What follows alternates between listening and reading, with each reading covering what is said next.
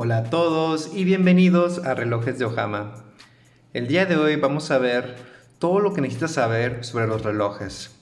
Es un concepto que muchas veces me han estado preguntando y pidiendo si les puedo explicar un poquito más, sobre todo a la gente principiante en este tema de los relojes, sobre los términos que normalmente se utilizan, cómo funcionan los relojes, cuáles son los diferentes tipos de relojes, qué es una complicación, qué es un movimiento.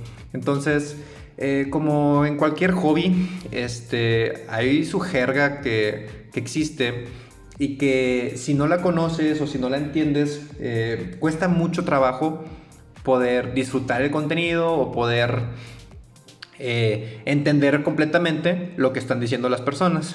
Por ejemplo, a mí me pasaba en el póker cuando recién empecé a jugarlo, empecé a ver videos de póker y demás, y escuchaba términos como flop, river, tribet, y son cosas que medio tenía una idea que querían decir porque lo podía ver en el juego, pero me costaba trabajo identificarlos, no estaba familiarizado con esos términos, entonces pues me costaba mucho trabajo. Entonces con el tiempo ya me fui familiarizando y ya ahorita ya lo digo y se me hace lo más normal cuando lo escucho, no batallo nada para entenderlo. Y creo que pasa lo mismo con los relojes.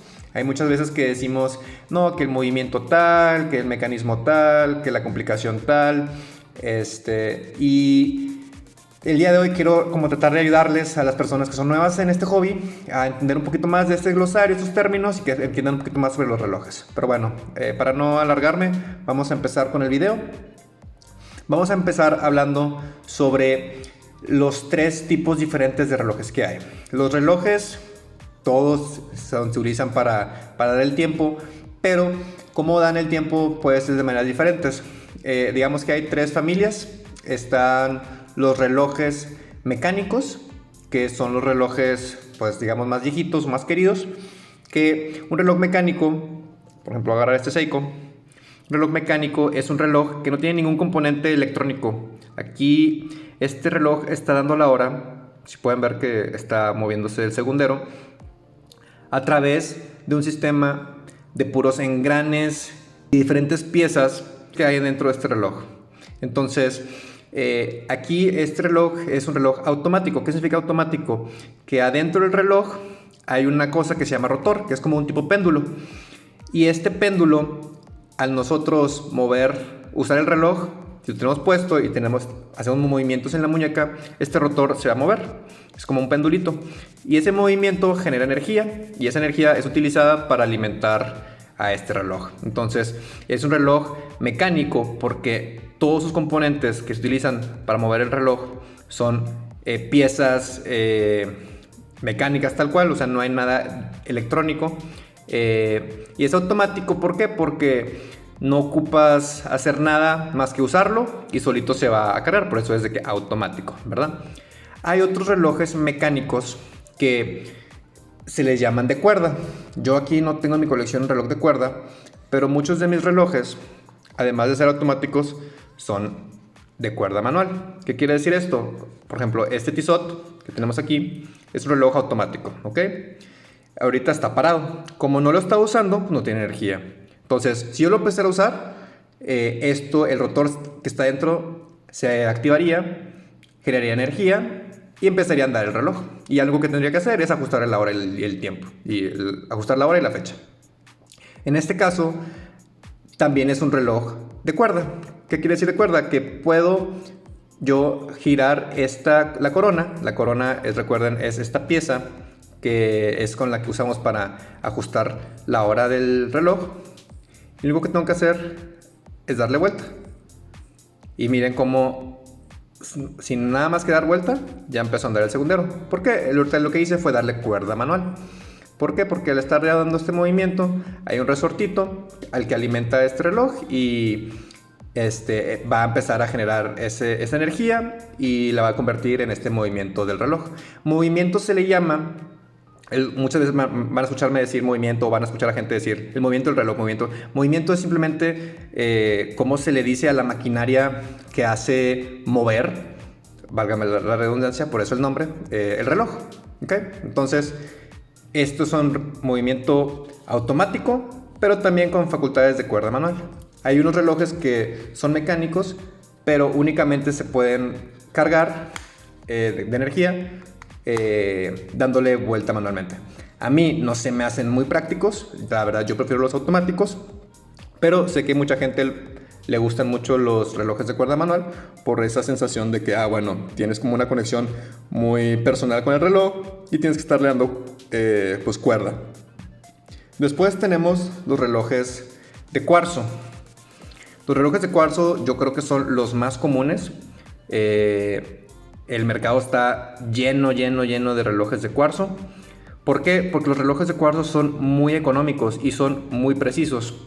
Algo que la gente, pues, veo que no sabe o que no es consciente, que a pesar de que todos estos son relojes, todos los relojes tienen variación. Porque cuando dicen de que ¿cómo que un reloj preciso? ¿Que a qué me estás diciendo? ¿Que se va a equivocar con la hora? ¿Que no va a funcionar correctamente? No, simplemente que hay siempre variación en toda herramienta. Y los relojes no son la excepción. Normalmente un reloj automático, como el que acabo de mostrarles, por ejemplo este Seiko, tiene una variación de aproximadamente 10 segundos al día. Puede ser 10 segundos arriba o 10 segundos abajo, ¿ok? Que tú dirías, wow, pues no manches, qué impreciso. Pero en realidad eso es un estándar del mercado. En cambio, obviamente hay relojes con mayor precisión, unos que tienen menor variación, pero generalmente estamos hablando de unos 10 segundos al día en un reloj automático promedio. Los de cuarzo, en cambio, tienen una variación de 10 segundos también, pero al mes. Entonces es considerablemente muchísimo más preciso un reloj de cuarzo que un automático. Y aparte es mucho más barato, por eso es que son tan comunes. Y normalmente una manera de distinguir un reloj de cuarzo, bien rápida si no saben, que es otra característica muy importante. Pueden ver que aquí tengo el reloj de cuarzo, este es Kagen, y tengo aquí este automático de este Seiko. Pueden ver las manecillas del segundero. El automático va barriendo el segundero, va moviéndose continuamente. En cambio, el de cuarzo, este es Kagen, pueden ver que el segundero brinca. Cada segundo se va moviendo, pero no se mueve continuamente. Brinca, luego brinca, luego brinca. Así es como funciona un reloj de cuarzo. ¿Y por qué se le llama reloj de cuarzo? El nombre está como reloj de cuarzo porque literalmente este reloj adentro tiene un cuarzo. Y el cuarzo, estos relojes tú los alimentas con una batería. Entonces, el cuarzo tiene una propiedad de que al ser sometido a una corriente eléctrica que está proporcionada por esa batería, el cuarzo empieza a vibrar. Y esa vibración genera energía. Y esa energía es la que utiliza el reloj para darle movimiento al segundero. ¿Okay? Entonces, este es el reloj de cuarzo. Este es el segundo tipo de relojes. Relojes mecánicos y relojes de cuarzo. Y por último, tenemos los relojes digitales, que también funcionan con batería, pero no tienen ese mecanismo del cuarzo. Lo que utilizan para medir el tiempo es un chip digital. Un chip como el de nuestros celulares, como el de las computadoras. Por eso se le llama reloj digital. Y pues normalmente tiene la hora pues con un display, ¿no? Aquí tengo este G-Shock, pero pues la mayoría de los relojes digitales se funcionan de esta manera. Sí tienen una batería, pero esta batería alimenta un chip, no alimenta un sistema de cuarzo. ¿Okay? Entonces, y los relojes digitales pues todavía son aún más precisos que los de cuarzo. Porque pues son para computadoras, ¿verdad? Entonces esto es todavía muchísimo más preciso. Ok, esos fueron los tipos de movimientos. Recuerden, movimientos, cómo funciona el reloj. Ok, luego hay un montón de términos y glosario que pudiera extenderme. Voy a tratar de que el video no sea tan largo, pero voy a decir como que los principales conceptos o los principales términos que deben de conocer. Este reloj tiene tal complicación, tiene varias complicaciones, tiene tal. ¿Qué es una complicación? Bueno, una complicación es cualquier cosa que haga el reloj adicional a dar la hora. Por ejemplo, este reloj de vestir, además de dar la hora, ¿qué te dice? Te dice la fecha. Entonces, la fecha es una complicación adicional que tiene el reloj. Entonces, así se le denomina a cualquier cosa adicional que te ayude a leer un reloj. Hay complicaciones tan básicas como decir la fecha. Hay complicaciones como cronógrafos, donde pues puedes medir velocidades o tiempos. Por ejemplo, aquí este tiene un taquímetro, tiene un cronógrafo, que esta es otra complicación, ¿okay? Que es para medir tiempos. Hay complicaciones como para ver la fase lunar. Hay complicaciones para ver si es de día o de noche. Diferentes tipos de complicaciones, la verdad hay bastantes. Bueno, vamos a ver, aprovechando que tengo aquí el cronógrafo, ¿qué es? Pues un cronógrafo. La verdad es que cronógrafo es una manera bonita de decirle a un cronómetro. Es simplemente una herramienta para calcular tiempos. El taquímetro es otra herramienta que normalmente está en conjunto con los cronógrafos, que se utiliza para calcular velocidades o, por ejemplo, digamos que ahorita lo pausé el cronógrafo y el taquímetro está indicando aquí casi el 140. ¿Qué quiere decir eso?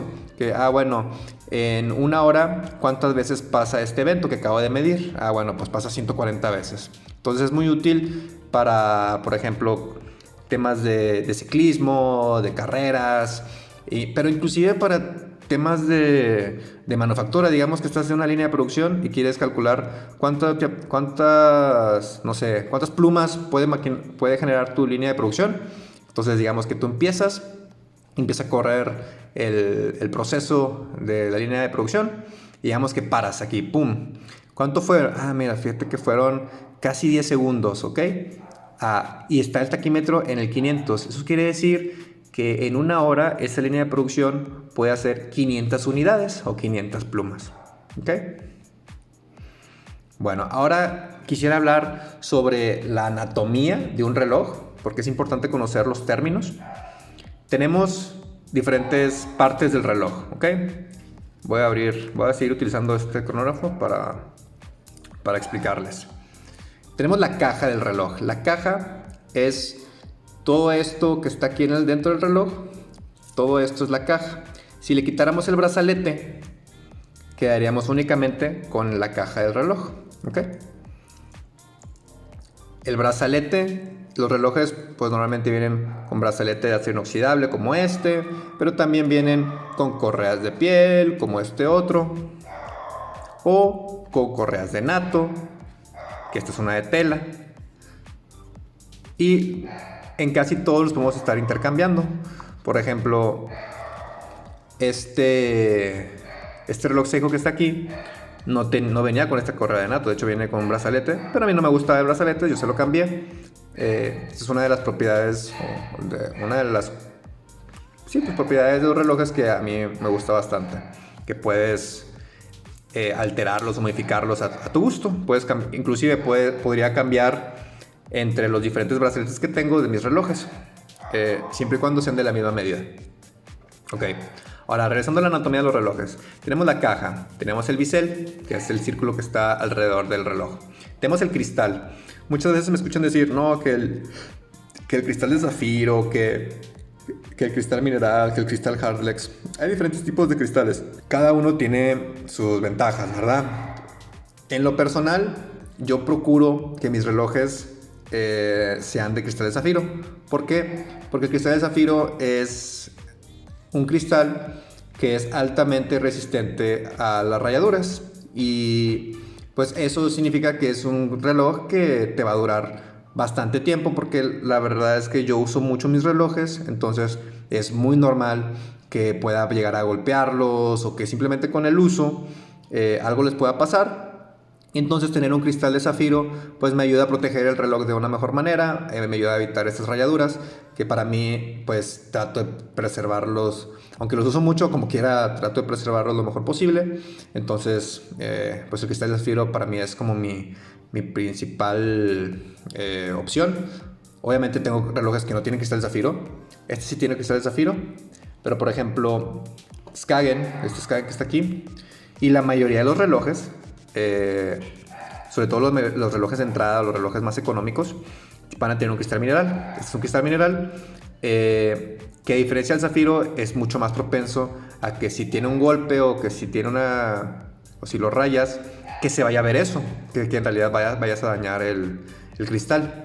Y no tiene nada de malo, por ejemplo, aquí pueden ver este Skagen que llevo ya varios años con él. Si tú cuidas bien tu reloj, si lo proteges, si nunca tienes un accidente, pues va a estar como este Skagen, como nuevo. Literal no tiene ninguna rayadura, el cristal está enterito y eso que tiene una cara blanca, que sería muy fácil de ver los rayones. Pero bueno, este es un cristal mineral. Los cristales minerales son mucho más económicos que los zafiros, por ende son los relojes mucho más baratos. Y, por ejemplo, Seiko lo que hizo fue crear como un tipo de variación del cristal mineral y creó su propia como patente de cristal, que es el cristal Hardlex, que es, digamos, que un punto medio entre el zafiro y el mineral. Es un poquito más resistente que el mineral, pero para nada llega a la resistencia que tiene el cristal de zafiro. Entonces también hay cristales Hardlex. Hay otros tipos de cristales. Hay cristales de acrílica, hay cristales de plástico, pero la verdad son mucho más raros. Normalmente los de acrílica son para relojes vintage o relojes ya muy viejitos, que se pueden rayar muy fácilmente. Pero a diferencia del cristal de zafiro o el cristal mineral, esos relojes puedes pulirlos con una pasta que se llama Poliwatch y con eso quitarle las rayaduras, pero únicamente al cristal. Ahora, rayaduras en el reloj y en el brazalete. Ok, este es mi Citizen. Tengo muchos años con este reloj. Fue mi primer reloj y tiene muchísimas rayaduras. Como pueden ver, en el brazalete, en la hebilla, en la caja del reloj, tiene ya esos rasponcitos, esos talloncitos, que es simplemente de tanta vida y tanto uso que ha tenido este reloj. ¿Tiene algo de malo? No, para nada. Hay gente que no le gusta, hay gente que no le molesta. A mí en lo particular no me molesta cuando las rayaduras están en la hebilla y en el brazalete, a menos que llegue a ser un grado ya exagerado. Pero, ¿cómo les digo? Es prácticamente imposible no tener el reloj mientras lo estás usando sin ningún tipo de rayadura. Es completamente normal que se vayan rayando con el uso. Que un reloj que estás usando, al verlo con rayaduras, pues ¿qué significa? Simplemente significa que lo has usado, que lo has disfrutado, y eso es una señal muy padre, muy bonita de que pues en realidad te encanta el reloj. Puedes pulir el reloj o puedes mandarlo a que lo pulan, sobre todo con un relojero, alguien que sepa lo que está haciendo, porque si no, pues puede que vayan a dañar un poquito el reloj o que le quiten algún brillo, algún pulido especial. Muchas veces tienen diferentes acabados y que pues pudiera en la pulida y afectarlo. Pero en general, si no te gustan las rayaduras, lo puedes pulir, pero repito, no es indispensable. O sea, es mucho de gustos. En mi opinión, yo preferiría tener este reloj así como está. No creo que lo vaya a pulir, a pesar de que ya está lleno de rayaduras. No sé si se aprecia también en la cámara. Pero simplemente para mí, mientras el dial, ahorita digo que es el dial, mientras que la cara del reloj esté limpia y funcione, yo no veo el problema con tenerlo así. Ok, dije ahorita la palabra dial. El dial es la cara del reloj. Por ejemplo, este es una cara azul. Este es el dial del reloj. Hay diales muy simples, muy minimalistas como este. Y hay diales muy complicados con muchísima información como este Seiko. ¿Okay? Simplemente dial se refiere a la cara del reloj.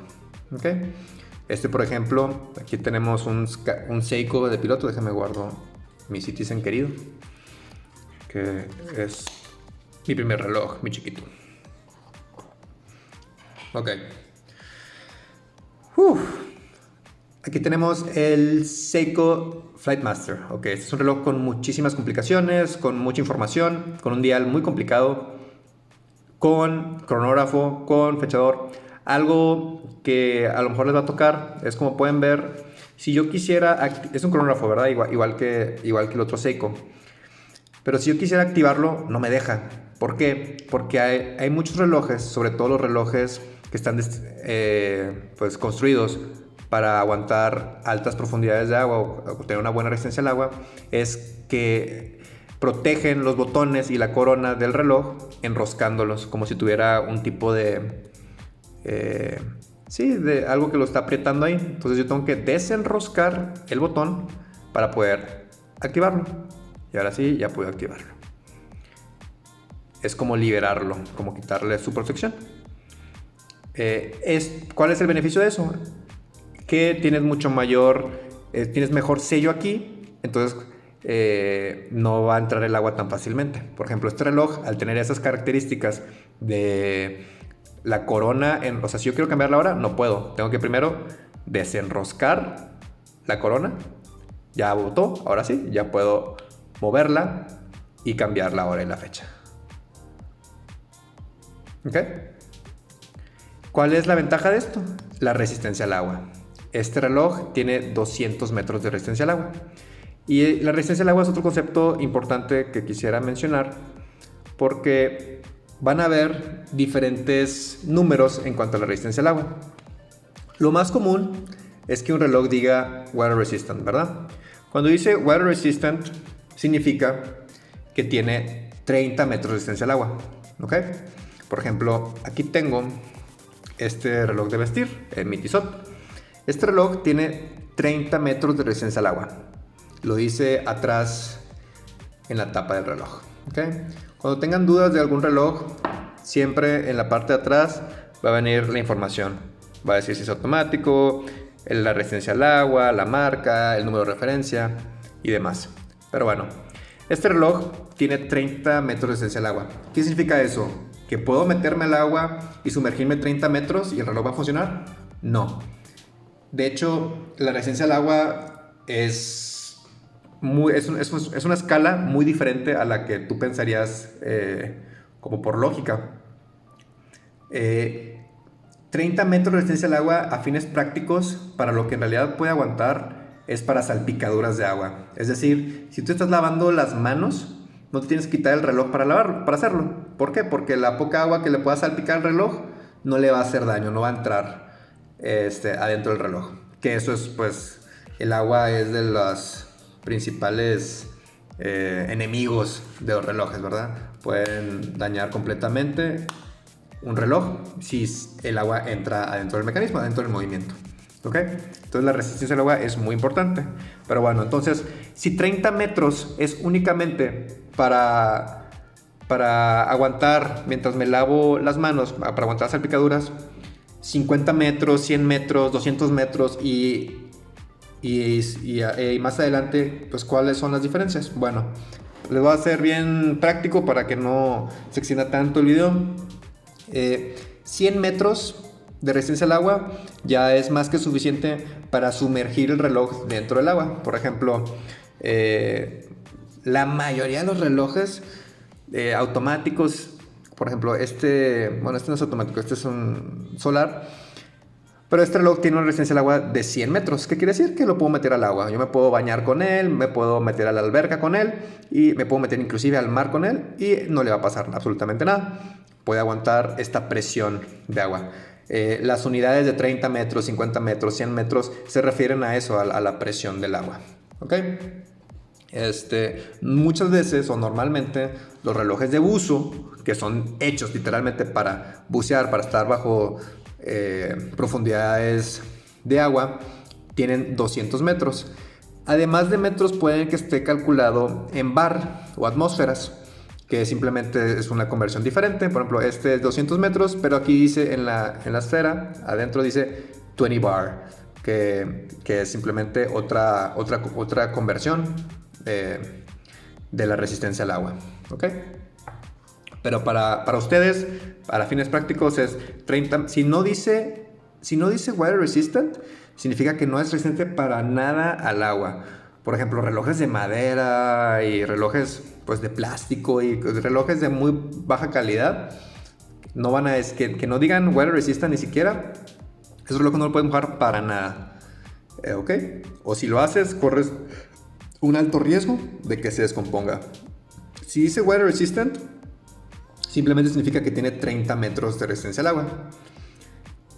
Si dice 50 metros de resistencia al agua, se supone que ya puedes meterte a nadar con él. Sin embargo, no sé, yo prefiero no jugármela y solamente meterme a nadar con relojes que dicen 100 metros de resistencia al agua. Si dice 200 metros de resistencia al agua, ya lo puedes usar para andar buceando, ya lo puedes estar usando para actividades acuáticas mucho más, digamos, pues, profundas, tal cual. Y de ahí en adelante, pues ya el cielo es el límite, ¿verdad? Hay relojes de 500 metros de resistencia al agua, 600, 1000. La verdad no sé ahorita cuál es el récord, pero bueno, casi siempre las marcas van peleando ahí por cuál llega más profundo. Y son unos relojes enormes, precisamente construidos como tanques para aguantar esa presión que genera estar sumergido tantos metros abajo del agua. Pero bueno, creo que con esto ya alargué bastante el video. Espero que hayan aprendido estos conceptos diferentes de los relojes, esta jerga o el dialecto casi que se utiliza en los relojes. Si tienen alguna duda, si tienen comentarios, algo que les interese saber o que no haya visto aquí en el video, me lo pueden dejar abajo en los comentarios y con mucho gusto les responderé. Pero bueno, les agradezco por haber estado en este video. Por favor, no olviden suscribirse al canal, me apoya mucho eso. Y nos vemos pues en la próxima.